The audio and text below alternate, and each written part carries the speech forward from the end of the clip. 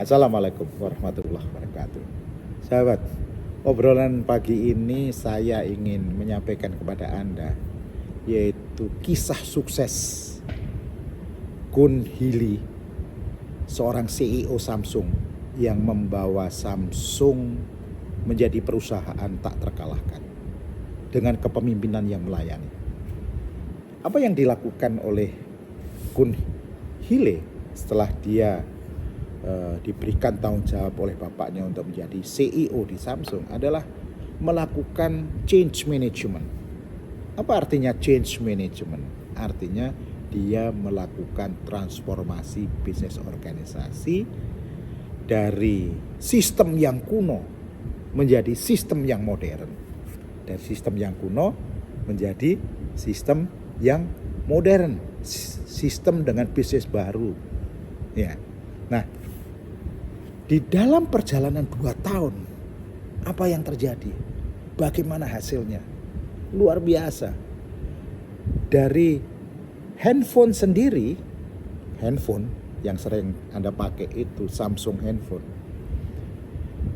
Dari tahun 2010 sampai 2 tahun 2012, kenaikannya 7 kali lipat.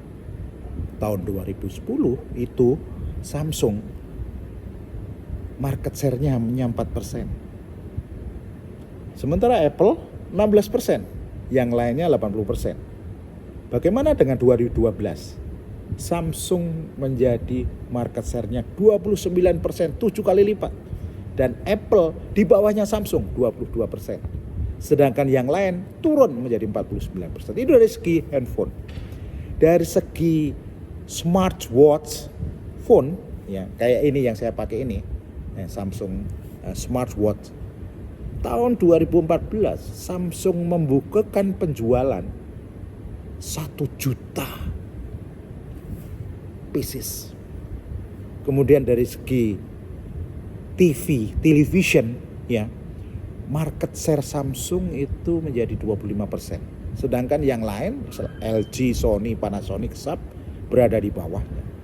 Bukan main ini keberhasilan Kun Hee di dalam melakukan transformasi organisasi. Sahabat.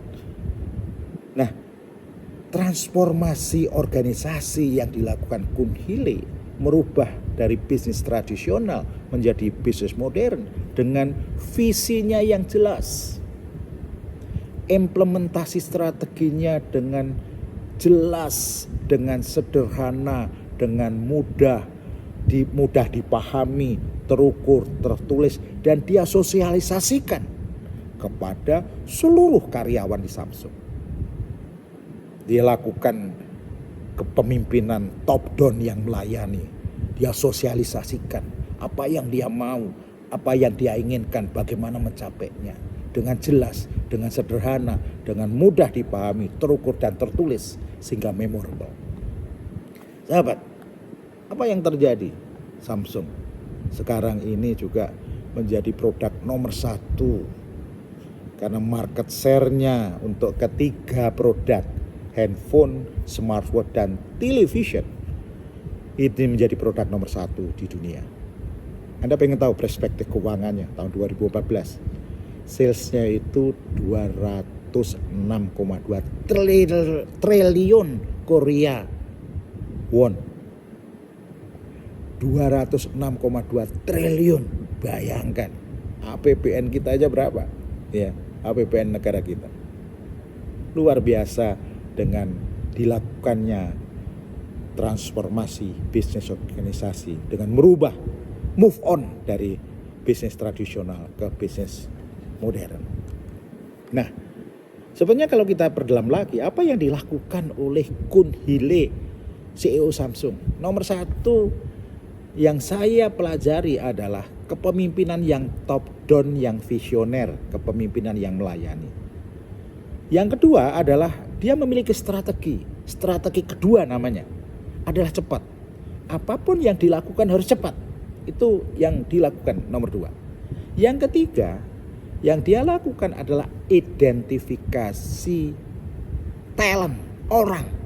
Dan setelah itu dia lakukan pelatihan yang terus menerus. continuous training, people development. Itu yang ketiga.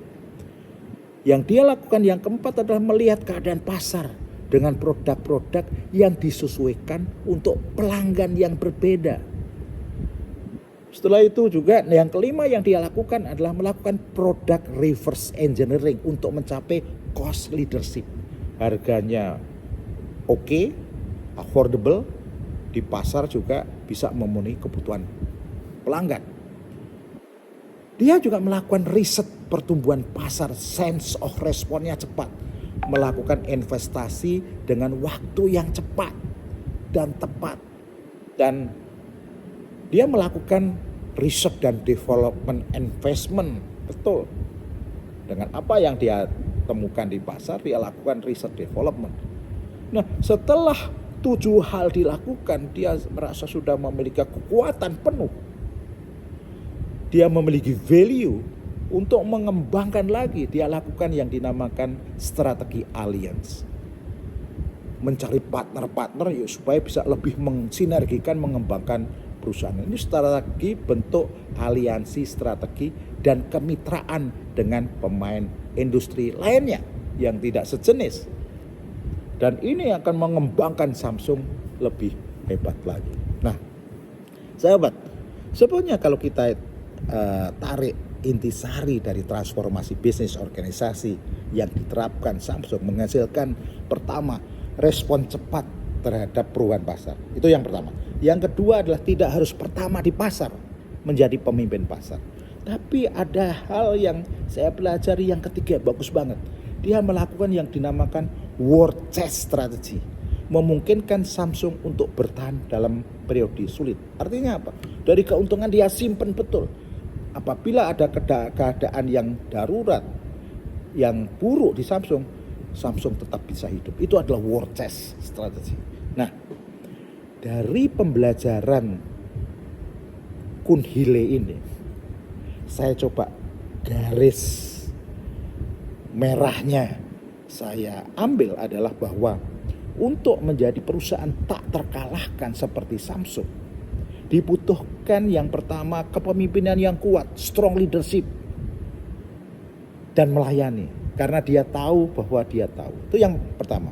Yang kedua adalah dibutuhkan visi dan sasaran strategis sebagai seorang pemimpin harus jelas, harus sederhana, harus terukur, dan dapat dipahami dan terkomunikasikan kepada seluruh pegawai di perusahaan.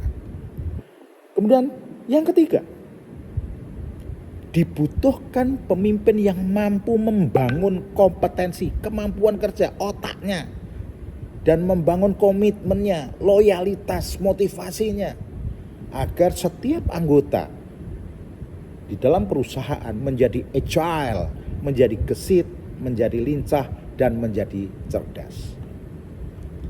Saya kira itu yang kita petik dari pelajaran Kunhile Samsung, yang mudah-mudahan kalau kita terapkan di perusahaan kita akan menjadikan perusahaan kita tak terkalahkan.